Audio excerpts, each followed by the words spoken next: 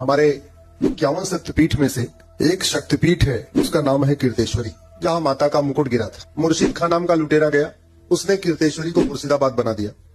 और अगर आप लोग टीवी में देख रहे होंगे तो शायद आपको पता चला होगा कि कल से लगातार वहां से मुर्शिदाबाद से हिंदू पलायन कर रहे हैं। देखा नहीं देखा आप लोग? सवाल यह है कि मुर्शिदाबाद में हिंदू 50% है, फिर भी सुरक्षित नहीं है, और दुबई में हिंदू 10% से कम है, वो सुरक्षित है। कभी आपने दुबई से हिंदुओं के पलायन की खबर सुनी क्या आपने? जोर से बोलिए जरा। नहीं।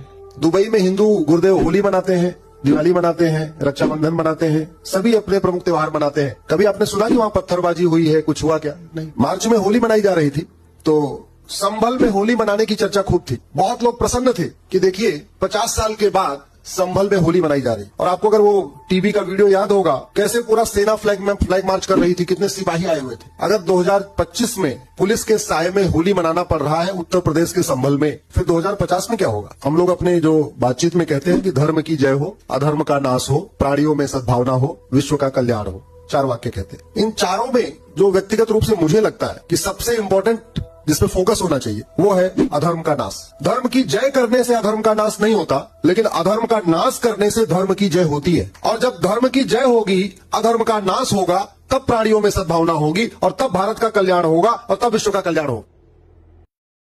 राष्ट्रपति, उपराष्ट्रपति, प्रधानमंत्री, लोकसभा अध्यक्ष और चीफ जस्टिस ऑफ इंडिया का यह कर्तव्य है कि वो भारत के संविधान की रक्षा करें। विधायिका, कार्यपालिका, न्यायपालिका, खबर पालिका का यह कर्तव्य है कि भारत के संविधान की रक्षा करें। इसमें भी सबसे ज्यादा जो ड्यूटी है वो सुप्रीम कोर्ट की है कि भारत के संविधान की रक्षा करे। लेकिन दुर्भाग्यवश सुप्रीम कोर्ट के कैंपस प्रतिदिन केवल नियम कानूनों की धज्जियां नहीं उड़ाई जाती, बल्कि संविधान की भी धज्जियां उड़ाई जा रही। मैं आपको उदाहरण बताता हूं। ये मेरे हाथ में 1961 का एडवोकेट एक्ट। एडवोकेट एक्ट ये कहता है कि कोई भी सैलरीड, जिसको सैलरी मिलती है, कोई भी वेतन भोगी व्यक्ति वकालत नहीं कर सकता। अगर किसी को हर महीने वेतन आ रहा है, कहीं से भी आ रहा है, चाहे वो प्राइवेट किसी फैक्ट्री से आ रहा है या किसी और स्थान से आ रहा है, सरकारी स्थान से, सरकारी कार्यालय से आ रहा है, तो वो वकालत नहीं कर सकता। बार काउंसिल ऑफ इंडिया का रूल भी यही कहता है कि कोई भी सैलरीड पर्सन, कोई भी वेतन भोगी व्यक्ति वकालत नहीं कर सकता। लेकिन सांसद और विधायक, जिनको केवल वेतन ही नहीं मिलता, भत्ता भी मिलता है, फ्री एयर टिकट भी मिलता है, फ्री रेल टिकट भी मिलता है, फ्री में सिक्योरिटी भी मिलती है, गाड़ी मिलती है, बंगलो मिलता है और आजीवन पेंशन मिलती है, वो लोग सुप्रीम कोर्ट में आके वकालत कर रहे हैं। और एक बार राष्ट्रहित में वकालत करने समझ में आता है, देश की एकता अखंडता मजबूत करने के लिए वकालत करने समझ में आता है, भारत की संविधान की रक्षा करने के लिए वकालत करने समझ में आता है, भ्रष्टाचार अपराध खत्म करने के लिए कोई काम करें सुप्रीम कोर्ट में समझ में आता है। आतंकवादियों का केस आके लड़ते हैं, अलगाववादियों का केस लड़ते हैं, जिहादियों का केस लड़ते हैं, माओवादियों का केस लड़ते हैं, नक्सलियों का केस लड़ते हैं। जो विदेशी कुरीतियां हैं, विदेशी कुप्रथाएं हैं, उनको बचाने के लिए केस लड़ते हैं। 3 तलाक चलते रहना चाहिए, वो केस लड़ते हैं सांसद और विधायक।